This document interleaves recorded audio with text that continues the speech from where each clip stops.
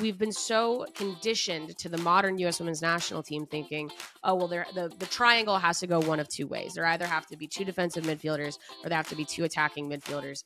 And there has to be this, what you gain in those overloads is worth it for what you lose in positioning. I would like to think, I mean, again, early days, that Hayes is kind of resetting that expectation and saying, no, the team needs actually to have a connective midfield to be able to utilize the skill set of the forwards.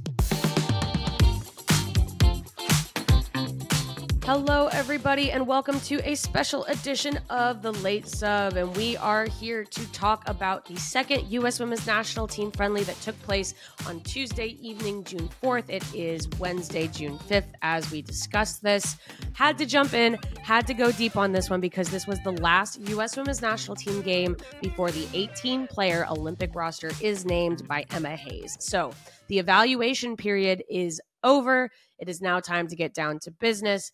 The U.S. does get another big win, 3-0, but we saw a couple of different looks, both in player personnel and in tactics, that I think are worth exploring, because I think we got two things at once here. We got a look again at sort of the different combinations of players that Hayes was interested in seeing when making some of those final roster decisions. And we have also seen some shifting in roles. We saw some interesting subs in the second half that feel like a team getting ready to actually play in the Olympics and gel and build that chemistry. They will have two more games before they are sent off to Paris, but this is the last one after or before that roster will be named. So let's jump into the lineup. In goal, there was Casey Murphy. The defense is Casey Kruger, Emily Sonnet, Sam Staub, and Jenna Neiswanger. The midfield was made up of Corbin Albert, Lindsay Horan, and Rose Lavelle. And then up top, Jaden Shaw, Crystal Dunn, and Alex Morgan. So a lot of changes from Saturday. 9 out of that starting 11 did not start on Tuesday. The only holdovers were Horan and Neiswanger, which I do think is interesting. I think I said in the last show that I think that Neiswanger is quickly becoming option number one in that left back position. Just sort of fascinated to see how she is utilized as the team has to rotate. But yeah, I really like what we saw from Jenna Neiswanger in this game. So again, you expect this amount of rotation for a number of reasons. One being, I'm sure Hayes wanted to see a number of different players. The other being sort of recreating what that schedule in the Olympics is going to be like. There is not going to be a lot of rest time. You're not going to be able to replicate lineups in their entirety. You're going to have to rotate, especially in the group stage. And as people know, the US's group stage is very difficult. So they need to feel like they can rotate and not lose what they need tactically. And then I think also it was just a little bit of a different formational setup rather than a little bit of a more attacking sort of 3-back 3-4-4 that we saw early on against South Korea on Saturday. It was a slightly, I mean, you could maybe call it slightly more conservative. You could maybe call it just sort of playing to personal strengths, still sort of that 3-back in possession, 2 holding midfielders, more of a 4-person line in front of them, and then the 1 lone striker. Talking about that first half, and we'll get into the goals because I think that actually every goal is significant when discussing roster spots. The U.S. looked a little bit more out of sync at the beginning. The conditions were not very good. It was raining a lot in Minnesota. You kind of saw maybe some of the mental fatigue of a very intense camp. You also just saw some of the chemistry changes when you do make this much of a rotation. The midfield was just slightly more stagnant than we saw on Saturday. Perhaps, again, a measure of how they were set up in possession. I think with Sam Coffey holding as the lone holding midfielder on Saturday, I talked a lot about how it felt like you still had that connective tissue up the spine where you had Horan really sort of playing this traditional number 8. You had Katerina Macario kind of playing more of the number 10. It felt like the roles were very clearly delineated and the ball moved up the spine very well. First half of this game on Tuesday, a little bit closer. I wouldn't go so far as to accuse it as being, the worst of sort of the Vlatko midfield, but it was a little bit more stagnant. The movement wasn't exactly there in the same way. And it's not surprising to me that the United States' first goal came from a ball kicked out wide. That goal, actually, the one that Crystal Dunn scores in the first half, is not dissimilar to some of the goals that they generated last year, where Dunn very astutely, she kind of sees the play breaking. She is out on the wing. She sends the ball inside. The ball actually gets sent out left. that ball gets crossed in, Dunn is there to finish it. Those kinds of inside out, wide to narrow sequences were something that we saw the US do last year, and they can be very good at. It was nice kind of to see actually the breakthrough come from that sort of experimentation rather than feeling like they had to play exactly like they did on Saturday without the same personnel or the same exact tactical setup. So let's get into Dunn here, because I find sort of the way the U.S. was set up on Tuesday to be significant, not only to the analysis of Crystal Dunn as a player, but also how I think Emma Hayes would like to utilize her at the Olympics. Because spoiler alert, I think Crystal Dunn is going to the Olympics. When the team is in that 3-back in possession, you have Niswonger pushing forward in the back line. This was similar to what we saw on Saturday. I think I mentioned there was Emily Fox staying home a little bit more. They pushed Niswonger up into the attack. On Tuesday, Casey Kruger stayed home a little bit more, which makes perfect sense. That's a great use of her skill set. She's a very good kind of tweener, center back, right back, 1-on-1v1 defender. They pushed Niswonger up. So in actuality, Jenna Niswonger and Crystal Dunn in this game, particularly in this first half, were not really like, you look at one as a defender and one as a forward. They were kind of pushing the same lines as one another, despite one player nominally being in the defense and one player nominally being in the attack. I think this is good, and I actually prefer this with Dunn as an outside attacker rather than feeling like Dunn has to sort of play that Niswonger role of pushing forward as a defender. Dunn, as we know, is a very good attacker, but she has not really played as a forward for the U.S. for a long time.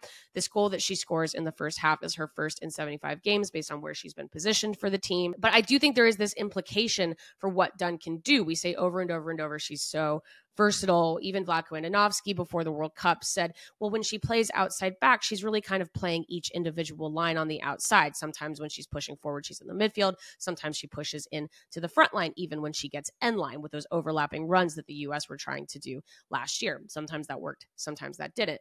I think Dunn as a forward is a very similar concept, but it's kind of playing from strengths rather than from trying to fit Dunn into a defense. I like that a lot. And again, you saw that from that emerging play where she wins the ball back pretty far back into the US's own half. And then the entire sequence plays out. So she's ready to finish at the end. It's more about letting Dunn feel like her focus is the attack, essentially. But the way that she is utilized with her skill set and even just learned skill set, having played as an outside defender for many years, is that it's going to be very fluid. And again, like I said, Jenna Niswonger, similar profile, sort of an attacking player that has been converted into an outside back. She is a player that's going to be used to push forward because that is the best utilization of her skill set, which is, again, you see the building blocks kind of come together. That's why it makes sense to have a player like Casey Kruger on your roster, because she is the perfect stay-home outside back. I think that, you're kind of seeing all these different things. So I understand why this lineup was constructed the way that it was constructed. However, like I said, what was lost was some of that cohesion in the central midfield. And ultimately what that meant is that Alex Morgan, as the starting center forward, really did not get very many touches on the ball. She was not super involved in the attack. I think always the tale as old as time, the debate that will never end, is when you have a central defender that's not particularly involved in the attacking sequences, or they're having trouble finding a player like that. I think you can look at it twofold. You can say, well, it was an issue of service. It was an issue of the other lopsided things that had to occur to get that player on the field. You could say that they were playing out wide. The wide wingers were not playing as much connective football as they could have been playing. You could say all of those things, or you could also say, well, if putting a player like Alex Morgan in there makes it so there's a greater imbalance, so that they have the defensive midfielders sitting a little bit further back in a double pivot, so that you have, the wingers have to play more of this inside outside to finish from wide, similar to what they were doing last year. That is, I think, something you have to acknowledge when you put a player like Alex Morgan in, and that's going to be on the scouting report for other teams. Now, I don't completely blame Morgan for this. I think I do actually kind of lean into that first camp. I think some of this was just sort of personnel based. It was just more of Haran and Albert sitting home a little bit more, rather than, again, letting Coffey kind of sit as the lone number 6, let Haran play more of that number 8, because I think we'll talk about in the second half how the U.S. really plays best when they have a connective number 8 in the midfield. We've been so conditioned to the modern U.S. women's national team thinking, oh, well, the triangle has to go one of two ways. There either have to be 2 defensive midfielders, or there have to be 2 attacking midfielders, and there has to be what you gain in those overloads is worth it for what you lose in positioning. I would like to think, I mean, again, early days, that Hayes is kind of resetting that expectation and saying, no, the team needs actually to have a connective midfield to be able to utilize the skill set of the forwards.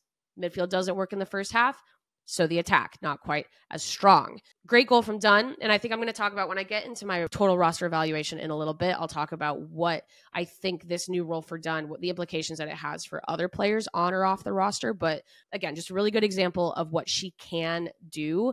And I don't think it's necessarily bad that her kind of shining showcase moment was when the midfield wasn't executing as well, because that means that you have sort of these plan B, you have your emergency cases, you have your ability to rotate and play differently. Good example from that for Crystal Dunn. So that was the first half. Now, the second half is when I think the evaluation period kind of ended. You could kind of feel it around the 60-minute mark, that they brought some of the starters in from the last game who played together so well, did a full line change in the attack, bring in Smith, Rodman, Swanson, move Shaw in to more of that sort of central number 10 role. I think the only kind of disappointing piece maybe for me from this game is that I didn't necessarily feel like over this international period, Hayes utilized Shaw to the best of her ability. Shaw comes in as a 60-minute sub in the first game, does perfectly fine, but not as involved in the attack. And then she starts as a winger in the second game,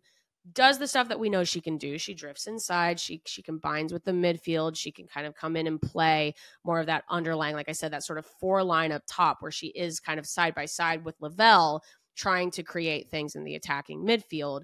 But that, again, the numbers overload isn't really Shaw's game. She's someone who can slip into spaces, but those spaces need to emerge. And that doesn't necessarily always come from numbers overload. It usually just comes from contrasting motion in and out. And then also just she's more comfortable on the ball more centrally. So you do lose something. I think there is still this sort of hangover from what we saw in the She Believes Cup and even a little bit in the Gold Cup, where what do you do with that left wing position when Swanson is not available? And the answer is not Swanson plays every minute of every game, because that's not feasible for an Olympic tournament. So I still think there is that question mark. There hasn't seemed to be a desire to play Smith out wide. Smith seems to be considered one of the number 9 roles, which I think is great for Smith. But then you also are like, okay, so who is in that rotation on the left wing? They seem to have landed on Shaw because, again, they like that she can move in and out. I think that is also even further indicated by the fact that they even had Lavelle play wide out left at times during She Believes or during Gold Cup. I think that the role for Shaw is tricky because the U.S. has sort of this wealth of players that can play attacking midfielder, but how do you get your best playmakers on the field and how do you get them playing best together? So, but this is all in the context of the second half, because when Shaw does kind of click back in to that central attacking midfield, things really start to open up. I think when you see that evaluation period end and then you go, oh, okay, this is turning into an Olympic roster, I think that has to be that moment when Rodman, Swanson, and Smith come on, because that has to be, in my opinion, your A1 starting front line. I think that's the team that you want probably starting the tournament for you. I think that's the front line that you probably want ending the tournament for you. Hayes has to feel very, very good that she could put Shaw in that attacking midfield. She could put Lavelle in that attacking midfield. She could put Caterina Macario in that attacking midfield. They have a lot of different players that can play off of that front line, but that front line has to be first choice. And that was the goal that we see that Smith scores. Just a fabulous piece of finishing from Sophia Smith out wide. A nice kind of half dummy, half back heel from Mallory Swanson opens that up. And I think, I just think you saw the game completely change. And so that was where I felt we went from, okay, we're trying out more periphery, more bench players to, okay, now we're bringing the starters back on and we're going to let them rip because they need to be playing at their best too by the time the Olympics arrive. And then finally, at the end of this game, this is when things kind of get even more intriguing because, like I said, you've got this first half of some slight tweaks in formation. You kind of see like, okay, so Saturday's lineup is maybe a little bit stronger than the lineup we saw, at least in terms of combinations of players on Tuesday. You're going, okay, here are your starters, here are your bench players. You're now moving into what I do usually when we get to that point is I'm no longer thinking like, oh, this player is good enough to go to the Olympics. This player is not. I'm more thinking like, how many defenders does the team want to take? How many midfielders does the team want to take? What are the players that Hayes sees as 2 position players, 3 position players, where you know that they can slot into different roles? We saw some of that slotting in, right? Shaw can move from the attack into the midfield. We saw Dunn move from the attack into the defense, which I know some people were a little bit dismayed, but I thought was great. I'm like, this is perfect. You can run scenarios where you're chasing a game. Dunn doesn't stop being good at running the field when she moves into defense. That is a really, really necessary tactical nuance that you can make in an Olympic knockout game, for example. Say you're chasing a game, you're down by 1 or maybe even more. You need to bring an extra attacker on. What you do is you pull probably one of your defenders, move Dunn into the defense, and you get another attacker onto your front line. That's good. I like that a lot. As I said, with the way the team was set up in possession, it doesn't take as much away from what Dunn can give to the attack as it might feel in the moment. And it just gets another full attacker on. So I really, really liked that. However, what that means perhaps for a roster is interesting because you go, oh, well, if Dunn is a left back option, what does that mean for other players who also play that position? But the 1-to-1 kind of stuff goes by the wayside for me, except when Lily Johannes comes into this game. 16-year-old Lily Johannes, we've talked about her on the show before. She's a dual national who is trying to figure out if she would like to play for the United States or if she would like to play for the Netherlands. She has been called into a number of camps now for the U.S. She did get her first cap on Tuesday. I saw some confusion about cap tying. That appearance did not mean that she has chosen the United States. Friendlies do not count on their own. You have to play, I think it's either 3 or 4 games total for a particular national team, but one of those games has to be competitive. So it cannot be a friendly. It has to be a FIFA sanctioned competitive soccer game in order to become cap tied.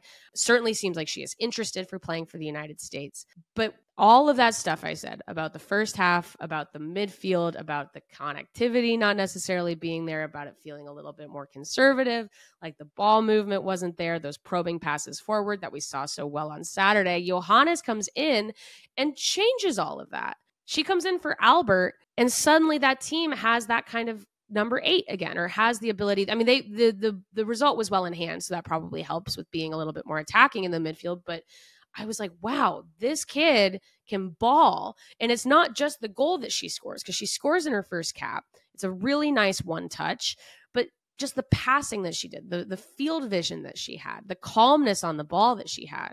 I was like, wow, I was not considering Johannes before this game to be a legitimate option for an 18-player Olympic roster just because of experience and age. Maybe you bring her as an alternate. You let her get that major tournament experience. You make her know that she is very, very involved in the future of this program. But now I'm like, well, do you leave that player at home?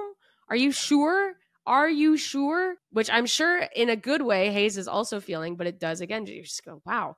There are a lot of good players in the mix here.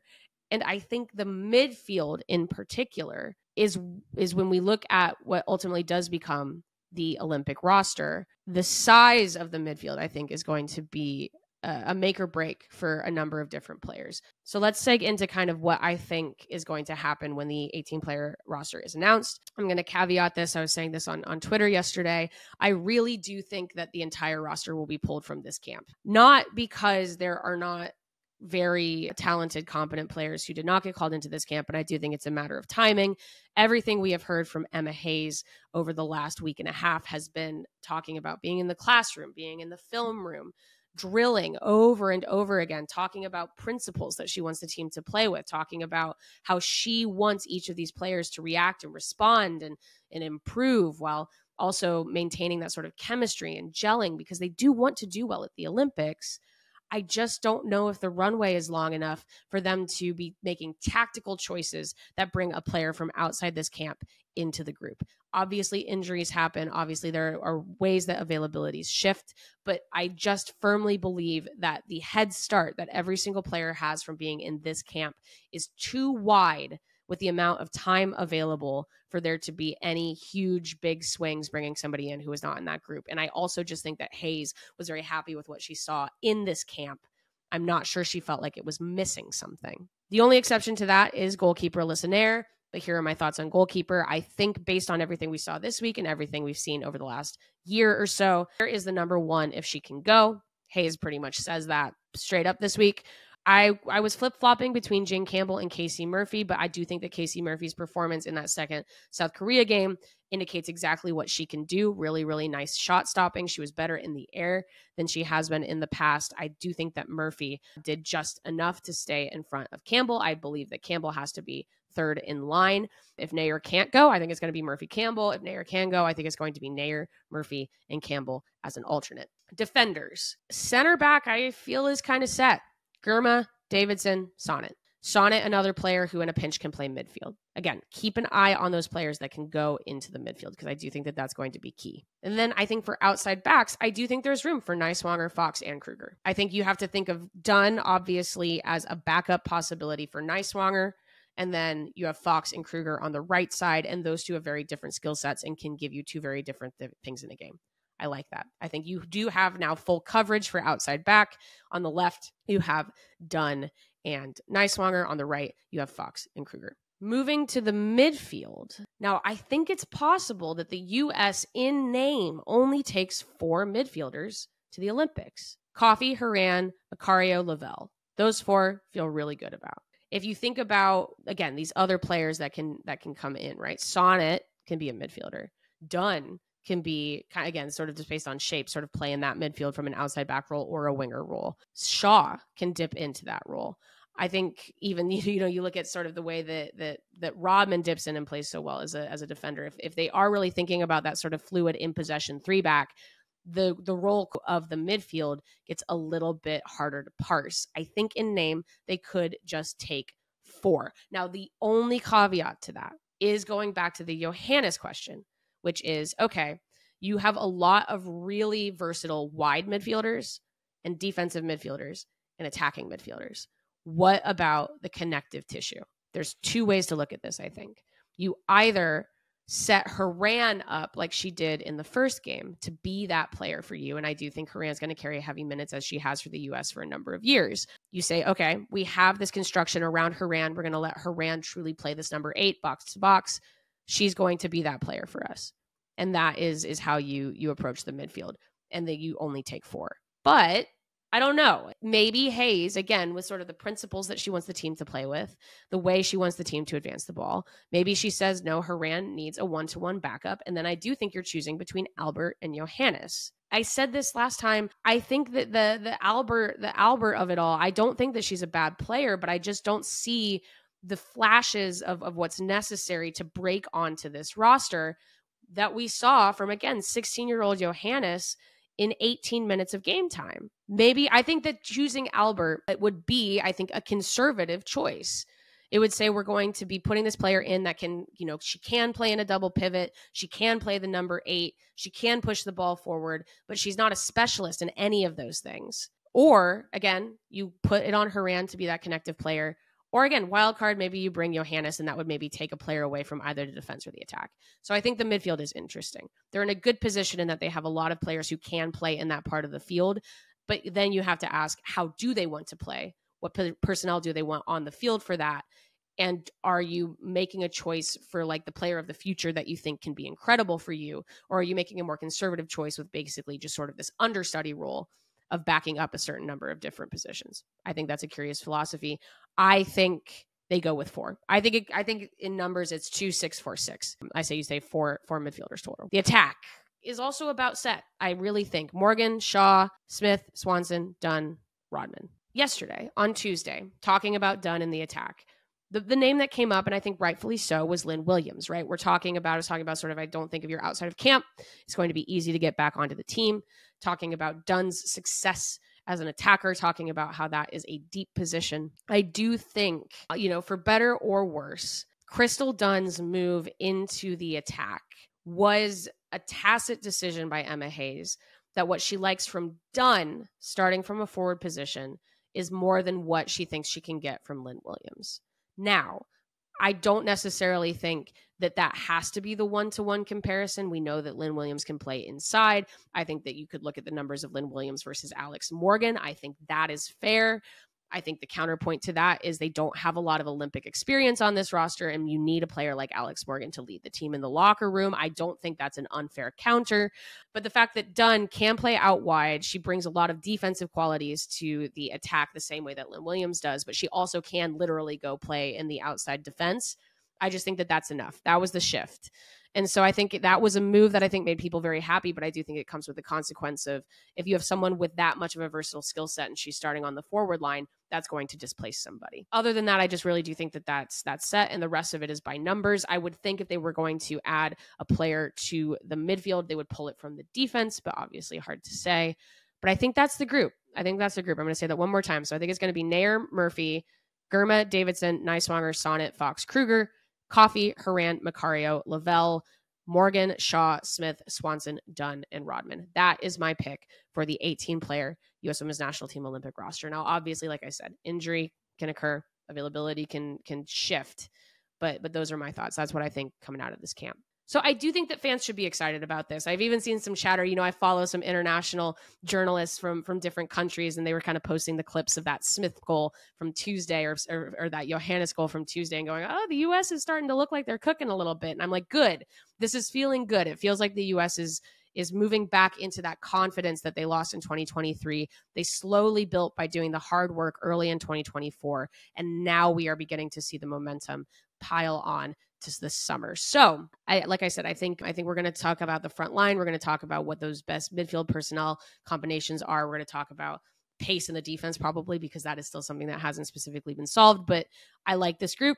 I think they should feel like this group is young enough that this is going to be a valuable learning experience. And I also think that they can make some waves in the Olympics. If that is the group, I really, really do think they can make some waves in the Olympics. So thanks so much for hanging out for us. Let us know your roster picks. Let us know your hot takes about what we've seen from the U.S. this week. We will be back with our normal programming next week. Shout out to producer extraordinaire Parker Fenton. This has been a special edition of The Late Sub.